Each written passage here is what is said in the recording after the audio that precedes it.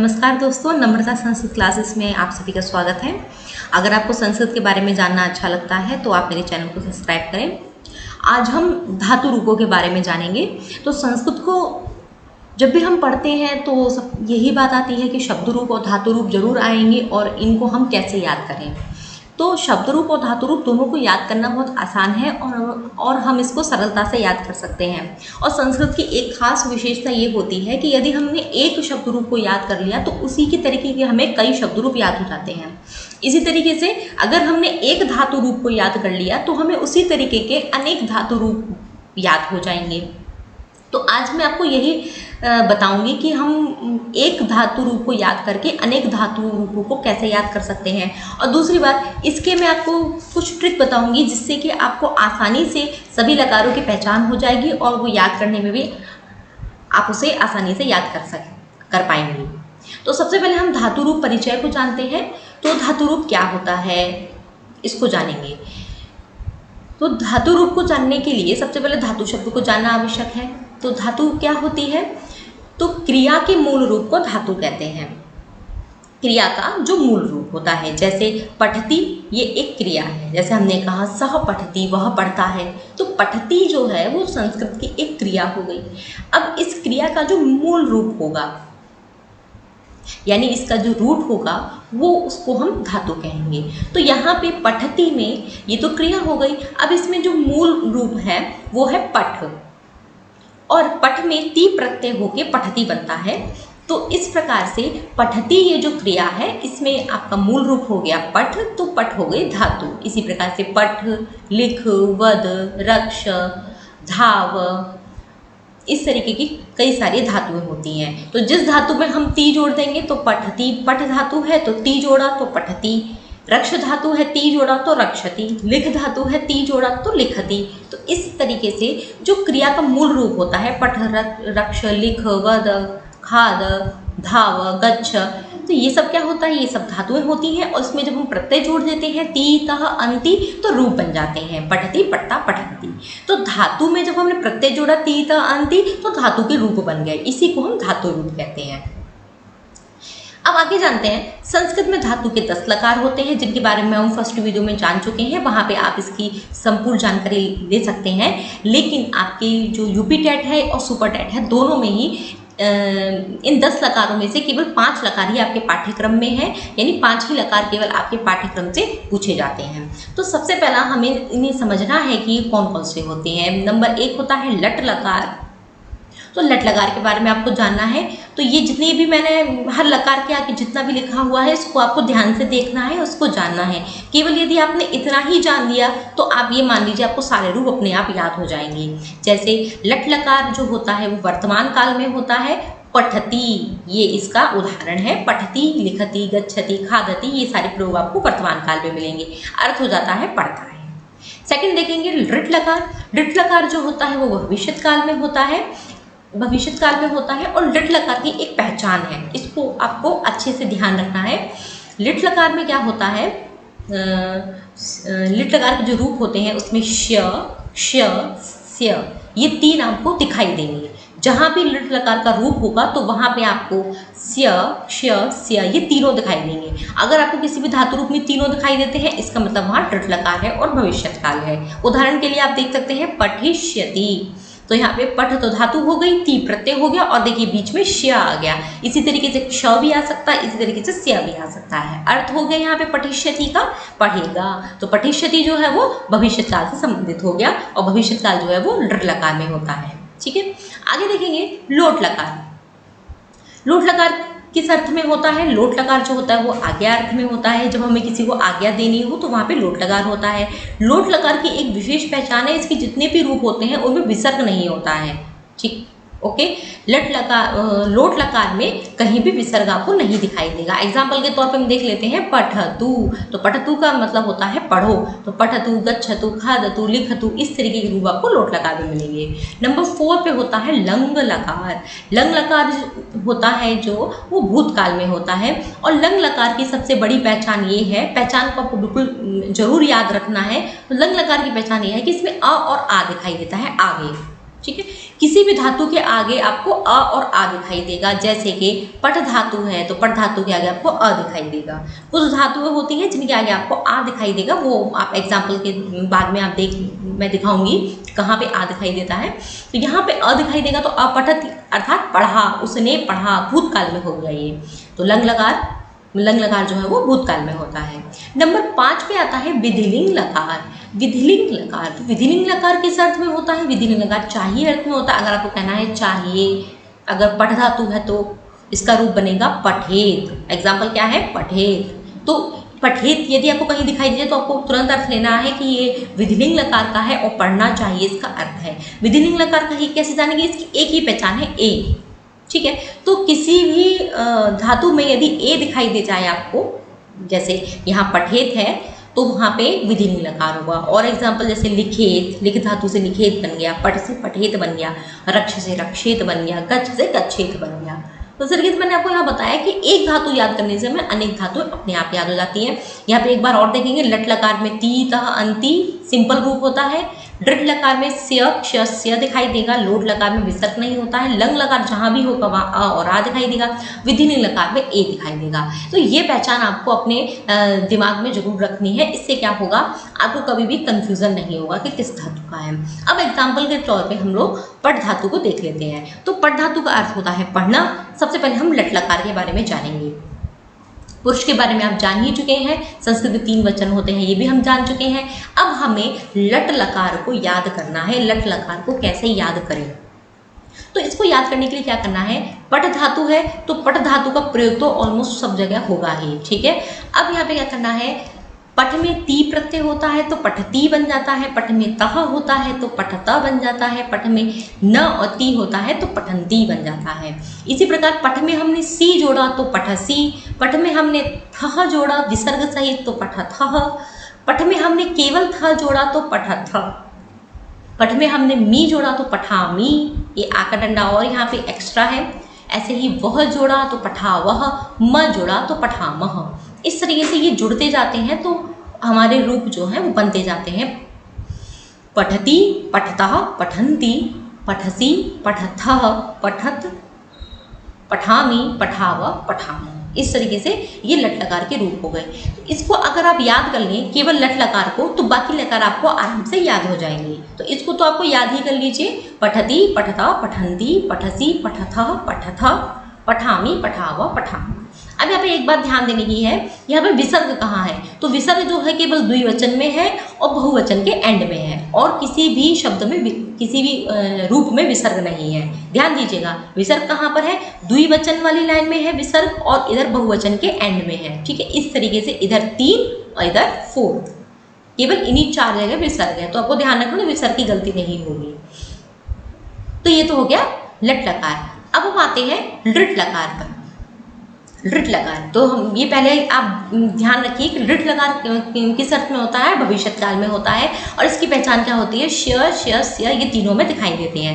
अब इसे याद करने की आपको ज़रूरत ही नहीं है। अगर आपको ऊपर वाला याद है लट लकार, पठती, पठता, पठन्ति, तो आपको ये जो लृट लकार है ये अपने आप याद हो जाएगा आसानी से। इसमें क्या करना है आपको, जैसे हमने ऊपर याद किया था पठती, पठता, पठन्ति, तो यहाँ पे क्या हो गया है, जैसे यहाँ पठती था तो यहाँ पे पठी है और आगे ती है, बीच में स्या जुड़ गया है। ठीक है। जहाँ भी आपको स्या दिखाई दे इसका मतलब लृट लकार है। तो यहाँ पे केवल स्या जुड़ा हुआ है, बाकी सेम टू सेम है। जैसे पठती है तो यहाँ पे स्या जोड़ दो तो पठिष्यति। यहाँ पे त है तो यहाँ पे स्या जोड़ दो पठिष्यतः। यहाँ पे अंति आ रहा है तो यहाँ पे आप स्या जोड़ दो तो पठिष्यन्ति। इसी प्रकार से और भी देखेंगे, सी के साथ स्या जोड़ दी तो पठिष्यसि, थ के साथ स्या जोड़ दी पठिष्यथः, पठिष्यथ, पठिष्यामि, पठिष्यावः, पठिष्यामः। वहाँ पे पठामि, पठाव, पठामा हो रहा था, यहाँ पे स्या बीच में जुड़ जाएगा तो पठिष्यामि, पठिष्यावः, पठिष्यामः। कुछ नहीं करना है आपको। ये अगर आपको लट लकार आप याद कर लीजिए, लट लकार के बीच में आप स्या जोड़ दीजिए तो पठिष्यति। बस यहाँ पे ई की मात्रा और जुड़ रही है और यहाँ पे अगर आप स्या लगा देंगे सब जगह तो सेम टू सेम वही रूप हो गया। तो आपको लट लकार याद है तो लट लकार अपने आप ही याद हो गया। बस इसमें स्या, श और स्या ये 3 दिखाई देते हैं। तो 2 लकार हमने सीख लिए, लट लकार और लृट लकार। इसे मैंने हाईलाइट भी कर रखा है कि स्य जो है इसमें जुड़ा हुआ है, जिसके कारण से ये टृट लकार के अंतर्गत आ रहा है। अब हम आ जाते हैं लोट लकार। नंबर 3 लोट लकार। लोट लकार किस में होता है? आज्ञा अर्थ में होता है, ये हम जान चुके हैं, और विसर्ग इसमें होता नहीं है। इसकी क्या पहचान है? इसमें क्या है देखिए, पट धातु है तो पट तो हर जगह होगा ही, ठीक है। अब यहाँ पे क्या करना है, यहाँ पे पहला है तू, ती, जैसे पठती हो रहा था लट लकार में, यहाँ पे तू हो गया है पठतू। द्विवचन में ताम हो गया है, यहाँ जैसे वहाँ पठंती हो रहा था यहाँ पठंतू हो गया है, तो यहाँ पे तू वाला यदि आपको मिले तो इसका मतलब लोट लकार में है वो। फिर यहाँ पे मध्यम पुरुष में पठा बना है, पठतम, पठता, पठानी, नी की जगह नी हो गया है, पठावा, पठामा। लोट लकार में विसर्ग नहीं होता। आपने देखा जितने भी एग्जाम्पल है यहाँ कहीं भी विसर्ग नहीं है। विसर्ग आप जानते हैं पीछे 2 बिंदु जो होते हैं ये विसर्ग होता है, तो यहाँ पे लोट लकार में कहीं भी विसर्ग नहीं है। अब यहाँ पे ध्यान क्या रखना है, यहाँ पे द्विवचन में ऊपर वाले में ताम और नीचे वाले में तम हो जाता है, और इधर जो मध्यम पुरुष का है वहाँ पे त हो जाता है। तो इस तरीके से कुछ बातें हैं जो आपको याद रखनी है, ठीक है। द्विवचन वाले में ऊपर वाले में ताम, नीचे वाले में तम, और इधर त हो जाता है, बाकी यहाँ पे ऊ हो जाता है। तो इस तरीके से लोट लकार है। आप चाहें तो इसे याद कर लीजिए, पठतु, पठताम, पठंतु, पठतम, पठथ, पठानी, पठावा, पठामा। इस तरीके से भी आप इसको याद कर लीजिए, नहीं तो आप इसको ये जो मेन मैंने हाईलाइट कर रखा है इसके अनुसार आप इसको समझ सकते हैं। अब यहाँ बात ये आती है, यदि आपने पट धातु के रूप याद कर लिए तो आपको और धातु के भी अपने आप याद हो जाएंगे। जैसे एग्जाम्पल के तौर पे पठतु, पठताम, पठंतु आपको याद है। अब यहाँ पे कोई और धातु रख लेते हैं, लिख धातु रख लेते हैं, तो लिख धातु का क्या हो जाएगा, लिखतु, लिखताम, लिखंतु। रक्ष धातु रख लें तो रक्षतु, रक्षताम, रक्षंतु। खाद धातु रख दें तो खादतु, खादताम, खादंतु। इस तरीके से सब एक ही जैसे बनते हैं। इसी तरीके से ये हमने लिख लगा देखा था। अब यहाँ पे अगर हम लिख धातु रख लें तो लिखिष्यति, लिखिष्यता, लिखिष्यंती। पट धातु हमने पढ़ी थी, तो पठती की जगह यदि हम कोई और धातु रखें, जैसे वद बोलना तो वदती, वदता, वदंती। लिख, लिखती, लिखता, लिखंती। गच्छ, गच्छति, गच्छता, गच्छन्ति। तो इस तरीके से एक याद करने से हमें अनेक याद हो जाते हैं।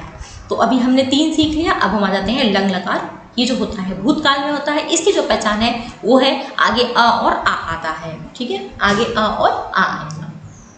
पट धातु है, इसके आगे आपको अ जरूर दिखाई देगा। पीछे जो है, पीछे इसका याद करने के लिए अगर आपको लोट लकार याद है तो लट लकार को, लंग लकार को आप आराम से याद कर सकते हैं।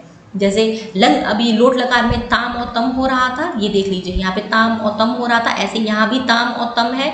यहाँ पे मध्यम पुरुष में ता है तो यहाँ भी ता है, और यहाँ मध्यम पुरुष में पठा है तो यहाँ थोड़ा विसर्ग है, ठीक है। तो विसर्ग वाला तो लंग लगा में होता है। अब इसको कैसे याद करना है, यहाँ पे सब जगह आपको अ दिखाई देगा, और जहाँ भी आपको अ दिखाई देगा इसका मतलब वो भूतकाल में हुआ है। जब भी हम आप अपठित गद्यांश और पद्यांश को पढ़ेंगे तो वहाँ पे अगर यदि अपठत लिखा हुआ हो तो आपके माइंड में तुरंत आ जाएगा ये भूतकाल में है, यानी इसका अर्थ हो जाएगा इसे रामः अपठत, तो राम ने पढ़ा। इस तरीके से आपको समझना है। हाँ, तो रूप कैसे याद करना है, अपठत, अ लग जाएगा सब जगह। पहला बना अपठत, तब अपठताम, ताम वाला द्विवचन में आएगा, अपठन, न वाला बहुवचन में आएगा, अपठः, अपठतम, अपठत, अपठम। म वाला जो है वो मध्यम पुरुष में, उत्तम पुरुष में आता है, उत्तम पुरुष के एक वचन में, अपठाव, अपठा। तो अ आगे है, ये इसकी सबसे बड़ी पहचान है। बाकी लोट लकार जैसा ही ये सेम टू सेम होता है। अब आगे आ जाते हैं हम विधिलिंग लकार। विधिलिंग लकार क्या होता है, विधिलिंग लकार चाहिए अर्थ में होता है, इसमें आपको ए जरूर मिलेगा। अब इसका प्रथम पुरुष देखेंगे तो हर जगह आपको ए दिखाई देगा। जैसे जो धातु है मेन धातु उसमें ए जुड़ जाएगा, तो पठेत, पठेताम, पठेयुः। थोड़ा सा यहाँ पे चेंज हो गया है, यू हो गया है। अब पठे, पठेः, पठेतम, पठेत, पठेयम, पठेव, पठेम। तो इस तरीके से ये आपका विधिलिंग लकार हो गया। इसमें सब जगह आपको ए दिखाई देगा।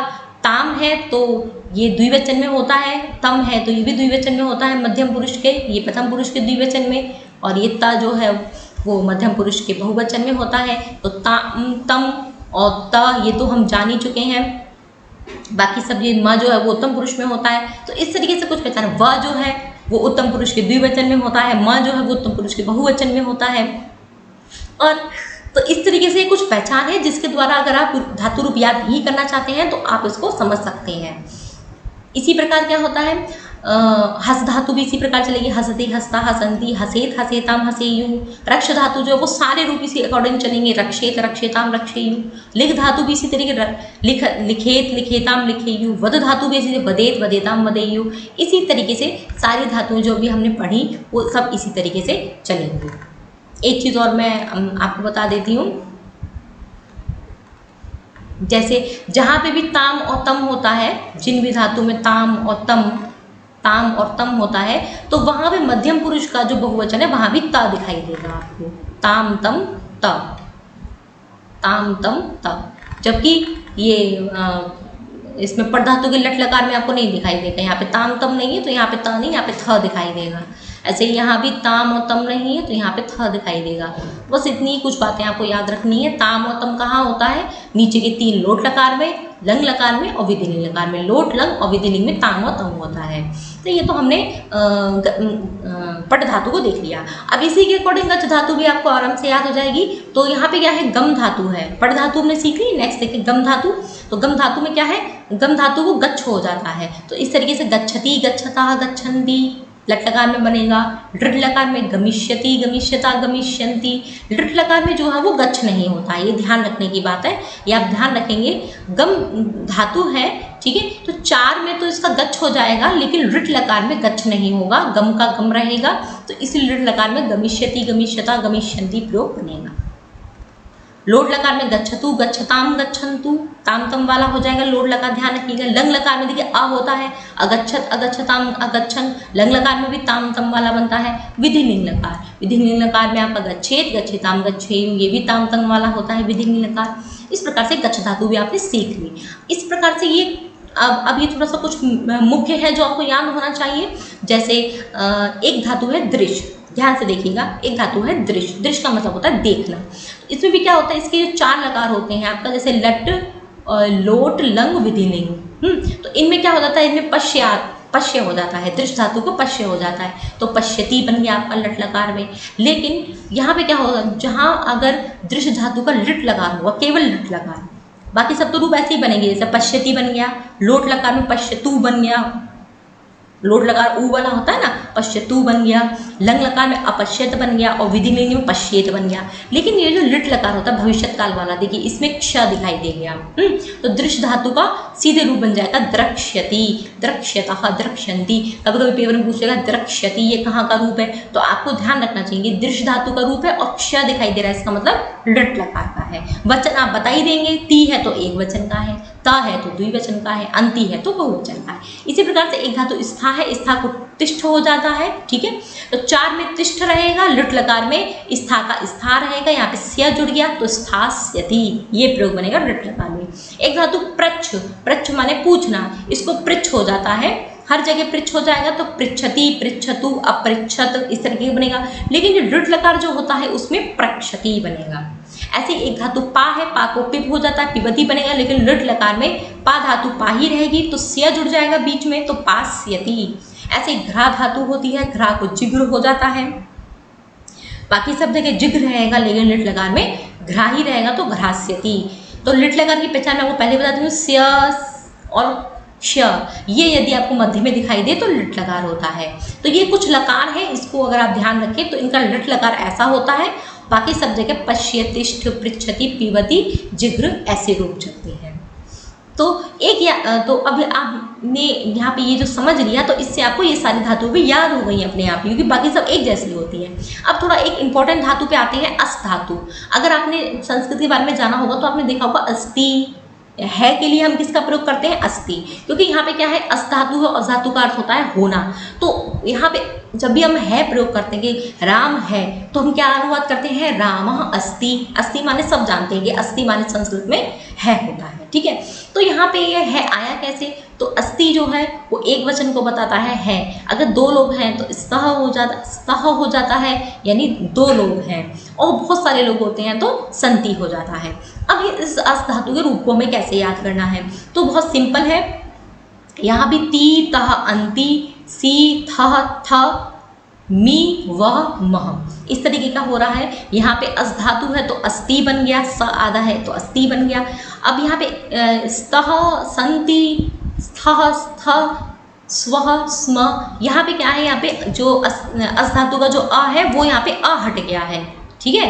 ये द्विवचन में और बहुवचन में अ हट गया है। बाकी ये एक वचन में अ है, यहाँ पे अ हट गया है, तो आप इसको आसानी से याद कर सकते हैं। बस केवल आपको समझना है, अस धातु है, ती तह अंति, द्विवचन बहुवचन में अ हट गया है, ठीक है। यहाँ पे अ है, यहाँ पे अ हट गया है। बस आराम से रूप याद हो गए, आपको रूप याद करने की जरूरत ही नहीं है, आराम से याद हो गए, क्योंकि बाकी आपको तो पता है प्रत्यय कैसे जुड़ते हैं, ठीक है। अस्ति, देखिए, ती तह अंति, सी थ थ, मी व म, पठति तह पठन्ति, पठसी पठता पठथ, पठामी पठाव पठाम, उसी की तरह है, बस यहाँ पे अस है तो अस्ति, स्तः सन्ति, असि स्थः स्थः, अस्मि स्व स्म, इस तरीके से रूप है। यहाँ पे अ है तो द्विवचन बहुवचन में अ हट गया है, बस ऐसे याद करना है। इस अस धातु का जो लिट लकार होता है वो भविष्यति, भविष्यता, भविष्यन्ति ऐसे बनता है, ठीक है। आगे लोट लकार जो है वो भी वही बात है, सेम टू सेम। यहाँ पे अस्तु, स्ताम, संतु, असि, स्तम, स्तः, असानी, असावा, असामा। यहाँ उत्तम पुरुष में अ नहीं हटा है, बाकी सब जगह अ हट गया है। लोट लकार में ताम, तम, ता होता है, ये आपको याद ही रखना है। अब बताते हैं भूतकाल में। जैसे मैं भूतकाल में आपको बताया था कि भूतकाल के आगे क्या होता है, अ और आ आता है। कहीं कहीं अ दिखाई देगा, कहीं कहीं आ दिखाई देगा, तो यहाँ पे आ दिखाई देगा, ठीक है। तो जैसे यहाँ पे भूतकाल बोलना हो कि वह था, तो आसीत बोलेंगे, ठीक है। बाकी सब पूरा एक उसी तरह है, यहाँ पे आ हो गया है बस। तो आसीत, आस्तम, आसन, आसी, आस्तम, आस्था, आसम, आसवा, आसमा, कुछ भी नहीं है, बस अ हट गया है, हर जगह आ दिखाई दे रहा है। अस धातु का प्रयोग है यहाँ पे, और ताम, तम, त लंग लकार पे होता ही है। विधिलिंग लकार में हर जगह आ हट गया है, थोड़ा सा परिवर्तन है इस लकार में, बाकी सब सेम है। विधिलिंग लकार में भी ताम, तम, ता होता है। एक और धातु है क्री धातु, इसको और देख लीजिए, ये भी बहुत प्रयोग होती है। जैसे करना, तो करोति, कुरुतः, कुर्वन्ति, इसमें भी कोई दिक्कत नहीं है। ती ता अंति, यहाँ पे थोड़ा सी बदल गया है, सी थ थ, मी व म, वैसा ही सेम टू सेम है। लिट लकार होगा तो करिष्यति, करिष्यता, करिष्यन्ति, ये लिट लकार की पहचान है, सिया आ जाता है बीच में, बाकी सेम टू सेम है। लोट लकार में भी करोतु, कुरुताम, कुर्वन्तु, थोड़ा सा यहाँ पे हल्का सा चेंज है, पर बाकी सब वही है। तू तो लोट लकार में होता ही है। ताम, तम, त भी लोट लकार में होता है। लंग लकार में अ लग गया, अकरोत, जैसे राम ने किया तो उसका मतलब रामा अकरोत, तो इस तरीके से अ देख के आगे आप अनुमान लगा सकते हैं कि लंग लकार है। बाकी सब सेम है। ताम, तम, तह लंग लकार में होता ही है, बाकी सब सेम है।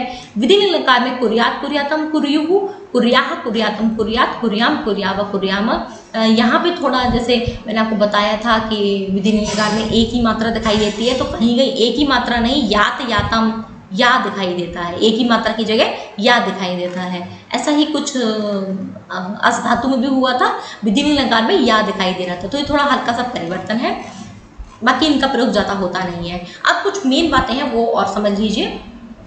धातु रूप में 18 तिंग प्रत्यय होते हैं। मैंने बताया था आपको, ये तिंग प्रत्यय होते हैं, ती तह अंति, इस प्रकार के 3 प्रत्यय होते हैं। तो परस्मैपद पद के 9 प्रत्यय होते हैं, ठीक है। 18 में अगर हम डिवाइड करें तो 9 बटेगा, ठीक है। तो परस्मैपद पद जो होता है उसमें 9 प्रत्यय होते हैं। ये देखिए, तिप प्रत्यय होता है, तस प्रत्यय होता है, झी होता है, सिप, थस, थ, मिप, बस मस, ये परस्मैपद पद की धातु होती है, उसमें 9 होते हैं, ठीक है। 9 प्रत्यय होते हैं। तो ती तह अंति, सी थ थ, मी व म, इसलिए पठती, पढ़ता, पठन्ति, पठसी, पढ़ता, पठत, पठामी, पठावा, पठामा, इस तरीके के रूप आपको देखने को मिले थे, ठीक है। ये प्रत्यय जो है जुड़ जाते हैं और हमारे रूप बन जाते हैं।